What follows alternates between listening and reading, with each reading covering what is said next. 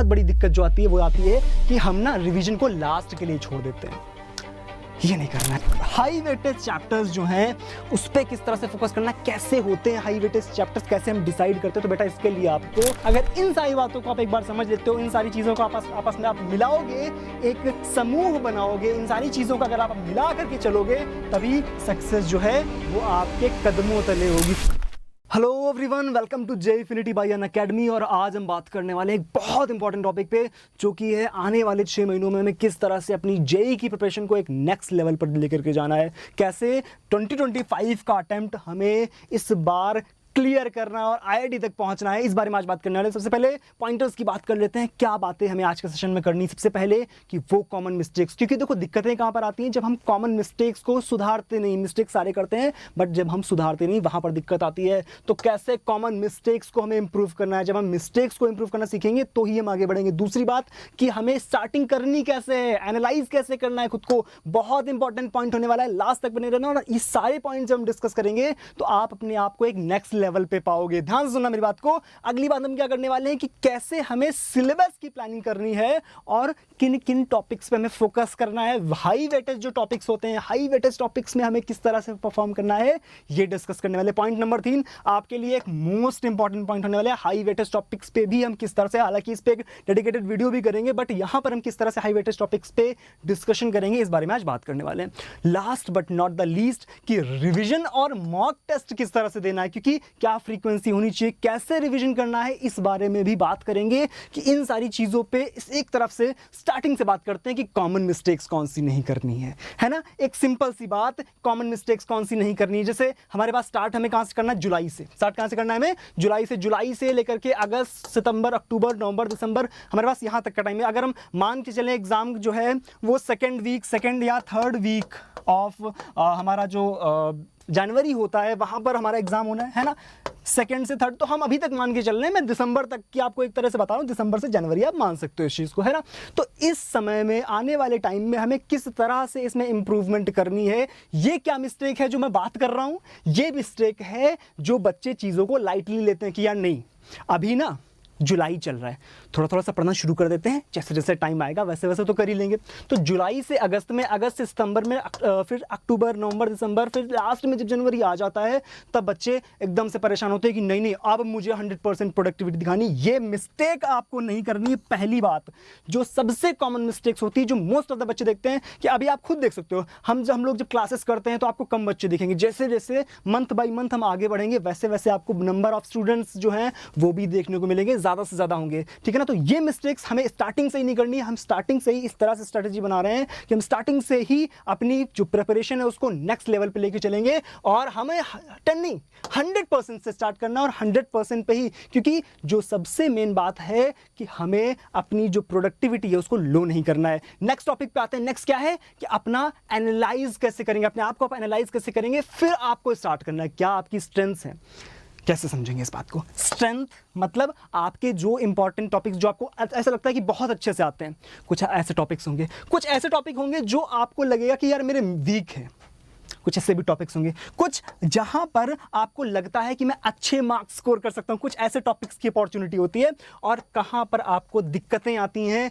इन सारे पॉइंटर्स को पहले हमें डिस्कस करना है कि इन सारी चीजों में हम कैसे हैं। हमें ये मैं नहीं, ये आपको एनालाइज करना है, क्योंकि प्रिपरेशन स्टार्ट करने से पहले आपको अपना स्वॉट एनालिसिस करना है।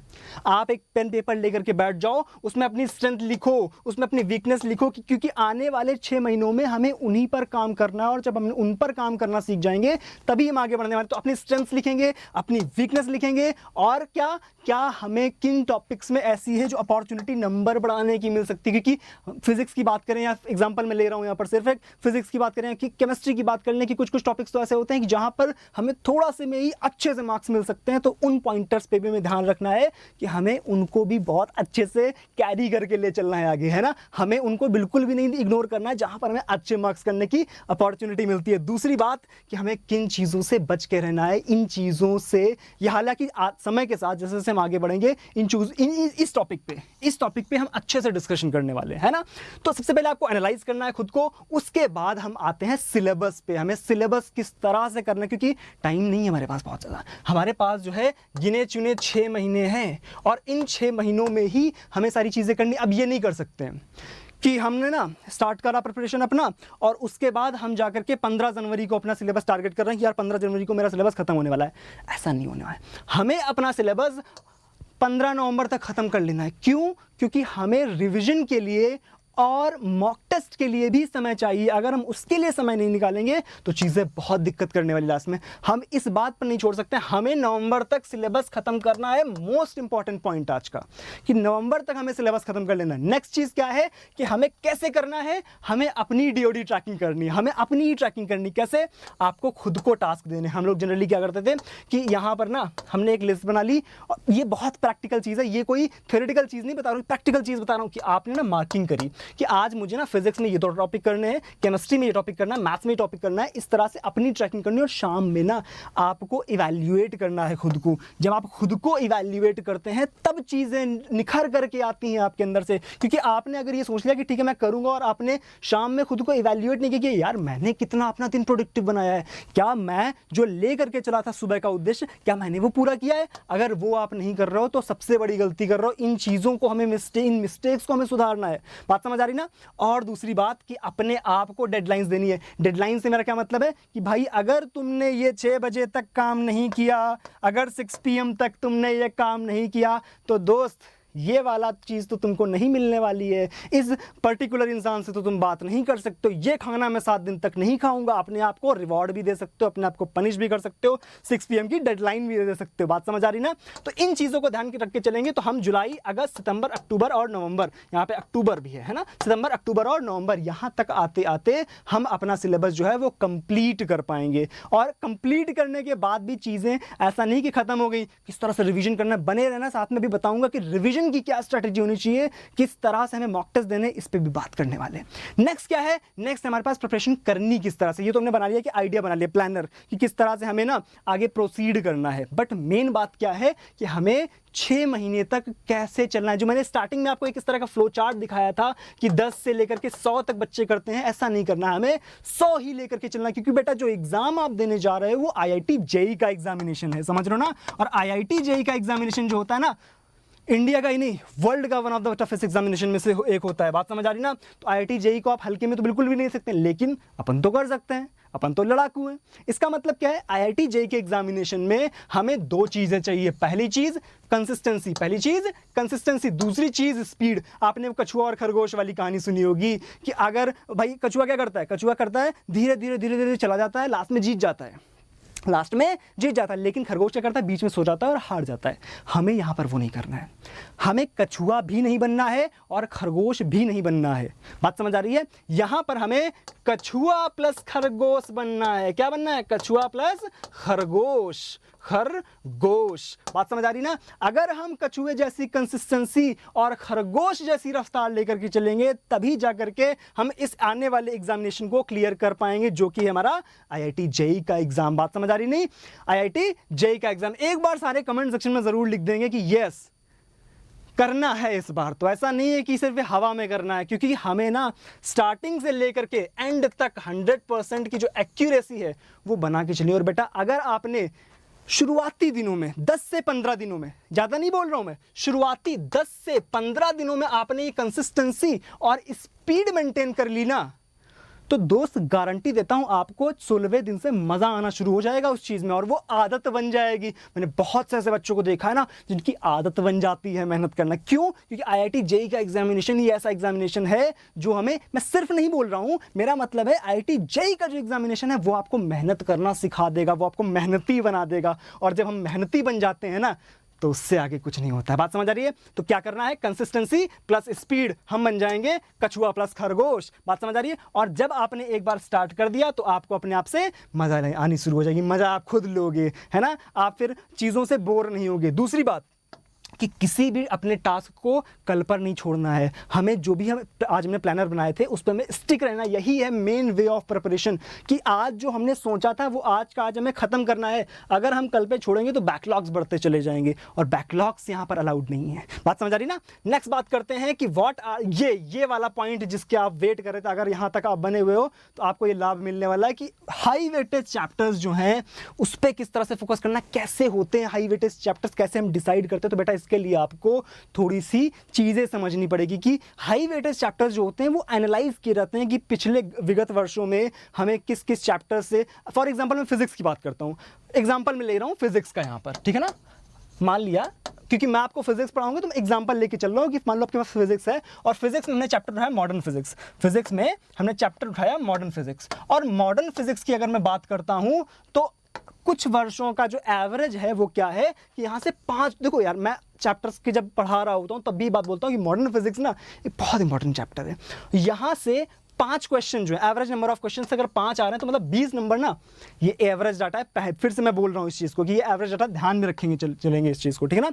तो 20 नंबर का जो है आपको यहीं से मिल जा रहा है। फिर अगर हम नीचे बढ़ेंगे ऑप्टिक्स की तरफ जाते हैं, ऑप्टिक्स में क्या है 3 सवाल 12 नंबर के। तो हाई वेट ऐसा नहीं कि हमें हाई वेटेज चैप्टर्स ही करने, हम इस चीज़ के माध्यम से क्या समझना चाह रहे हैं कि हाई वेटेज चैप्टर्स करने कैसे हैं। ये नहीं कि सिर्फ यही करने, हमें ये चैप्टर्स करने कैसे। क्योंकि बेटा एक बात ध्यान रख के चल लो, भी 6 महीने और पूरा सिलेबस खत्म हो सकता है।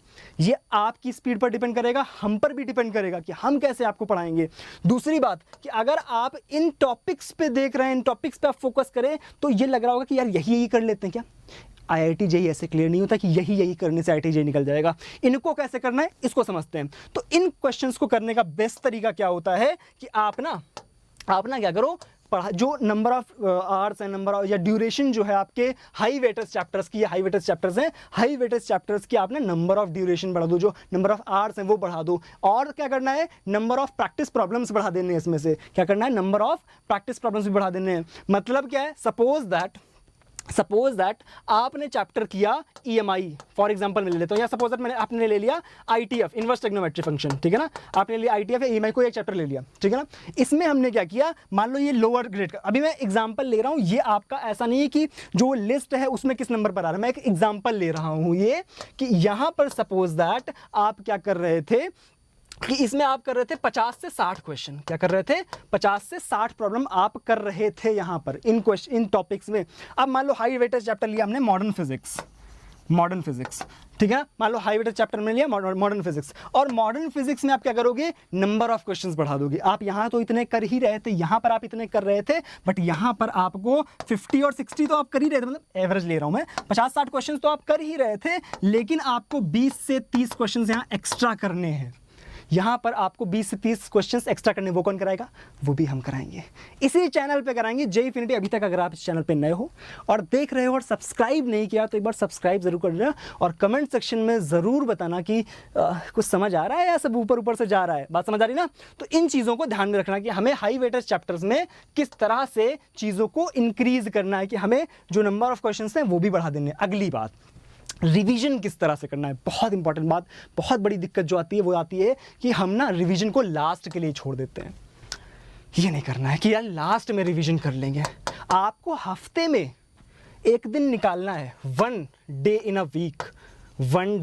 इन अ वीक आपको निकालना है, जहां पर आप रिवीजन भी करोगे। जो आपने 6 दिनों में पढ़ा होगा वो आप अगले एक दिन में, जो आने वाला एक दिन होगा उसमें आप रिवाइज करोगे। पहला तो ये कि अगर आप एक बार क्योंकि बेटा बहुत बार ऐसा देखा है मैंने कि जब हम क्या करते हैं, हम लास्ट में जब रिवाइज करने जाते हैं, सपोज हमने चैप्टर को भी उठाया, मान लो इलेक्ट्रो हमने देखा, तो जब तक लास्ट टाइम आया तब तक वो चैप्टर एकदम साफ खत्म। ऐसा नहीं करना है। हमें एक दिन निकालना है वीक में जहां पर हम उस चैप्टर को, या सॉरी जो 6 दिन हमने किया है उसको रिवाइज करेंगे। अगली बात कि हमें रिवीजन करना कैसे, तो पहला टॉपिक हमें शॉर्ट नोट्स बनाते हुए चलने। जैसे ही चैप्टर समाप्त हुआ वैसे ही आप शॉर्ट नोट्स बनाएंगे। वैसे ही क्या करेंगे आप, शॉर्ट नोट्स बनाएंगे। शॉर्ट नोट्स कैसे बनाएंगे, इंपॉर्टेंट पॉइंट्स और फॉर्मूले लिख लिख के, कुछ ऐसे आप क्वेश्चंस भी वहां पर ऐड कर सकते हो। क्वेश्चंस में से मेरा क्या तात्पर्य है, किस तरह के क्वेश्चंस, किस तरह के टाइप ऑफ क्वेश्चंस वहां पर लगातार पूछे जा रहे हैं, वो भी आपको शॉर्ट नोट्स में ऐड करना है। बात समझ आ रही है।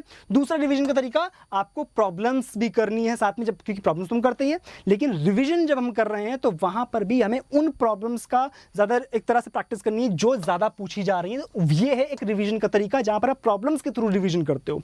तीसरा क्या है, माइंड मैप्स। चैप्टर समाप्त हुआ, आपने शॉर्ट नोट्स किया, आपने प्रॉब्लम्स किए, उसके बाद क्या है, माइंड मैप्स। माइंड मैप आप अभी से लास्ट में अपन करेंगे, ये तो 100% करते ही, हमेशा करते हैं कि माइंड मैप हमेशा मैं बनवाता हूं, लेकिन आप क्या करोगे, पहले आप खुद से माइंड मैप बनाओगे। जैसे चैप्टर समाप्त हुआ, आप खुद से, हालांकि मैं क्लास में कोशिश करूंगा कि लास्ट में मैं माइंड मैप जरूर बनवाऊं, लेकिन फिर भी आप क्या करोगे, आप खुद से भी माइंड मैप बनाओगे और उस पर आप अडिग रहोगे तो चीजें क्लियर होंगी। नेक्स्ट क्या है, मॉक टेस्ट। मॉक टेस्ट में आपको बहुत जरूरी चीजें ध्यान रखनी है कि फ्रीक्वेंसी समय के साथ आपको इंक्रीज करती रहनी है। और क्या चीज है कि हमेशा अपने मॉक टेस्ट को एनालाइज करना है। मतलब क्या है, पहली बात तो मैक्सिमाइज मॉक्स, आप ज़्यादा से ज़्यादा मॉक्स देने की कोशिश करें। क्यों, क्योंकि आप उस एनवायरनमेंट में ढलने की कोशिश करेंगे जहां पर आप जानने वाले हैं। तो ये बहुत बड़ी बात है कि मैक्सिमाइज करना है मॉक्स को। दूसरी बात, अपने वीक टॉपिक्स को आइडेंटिफाई करना है। वीक टॉपिक्स से मेरा क्या तात्पर्य है, जहां पर आप जब मॉक दे रहे हो तो आपको लगेगा यार ये टॉपिक में ना फंस जा रहा हूं। आपने सपोज 3 क्वेश्चन आगे मान लो ट्रिग्नोमेट्री से, और आपको लग रहा है कि यार यहाँ पर ना मैं बार बार फंस जा रहा हूँ, तो हम क्या करेंगे, उसको आइडेंटिफाई, आपको नोट्स अपने इस तरह से रखने हैं जहाँ पर अपनी मिस्टेक्स को भी लिखोगे और उनको आपको कैसे इंप्रूव करना है। आप ज़्यादा से ज़्यादा मॉक्स करो, आप लगातार फ्रीक्वेंसी जो है उसको समय के साथ बढ़ाते रहो। जब आप फ्रीक्वेंसी को समय के साथ बढ़ाओगे तो क्या होगा कि आपके जो आप एरर कर रहे थे, जो दिक्कतें आ रही थी, वो वहां पर इंप्रूव हो जाएंगी। तो बहुत इंपॉर्टेंट चीजें थी ये। आई होप आज की जो सेशन था, आज की जो क्लास थी, आज की जो बातें थी वो आपको समझ आई होंगी। अगर इन सारी बातों को आप एक बार समझ लेते हो, इन सारी चीजों को आपस में आप मिलाओगे, एक समूह बनाओगे, इन सारी चीजों का अगर आप मिला करके चलोगे, तभी सक्सेस जो है वो आपके कदमों तले होगी। सक्सेस आपके बिल्कुल झोली में होगी। हम कहाँ होंगे, IIT में। तो एक बार जरूर इस बार पे कमेंट सेक्शन में जरूर लिख देना कि इस बार का जो जनवरी अटेम्प्ट है ना, हमें निकालना है। बात समझ आ रही है ना। तो एक बार जाकर के कमेंट सेक्शन में अपनी राय जरूर लिख देना, अपने थॉट जरूर लिख देना इस वीडियो के बारे में। आपको कोई भी कंफ्यूजन, कोई भी डाउट हो तो वो भी आप लिख सकते हो। By the way, all the best आपके आने वाले समय के लिए, आने वाले 6 महीनों के लिए जो हम लोग प्रिपरेशन करने वाले हैं उसके लिए। तो ऑल द बेस्ट। अगर कोई भी डाउट रहता है, कोई भी चीज़ें रहती हैं, तो आप कमेंट सेक्शन में ज़रूर लिखना। मुझे बहुत खुशी होगी आपके डाउट्स क्लियर करके। बाकी मिलते हैं अब अगले वीडियो में, किसी नए वीडियो में। क्लासेस भी जल्दी शुरू हो रही हैं, कब शुरू हो रहा है वो तो सरप्राइज है, अभी नहीं रिवील हो रहा है। सरप्राइज जल्दी रिवील हो जाएगा। तो बैचेस कब से लॉन्च हो रहा है ये रिवील होने वाला है।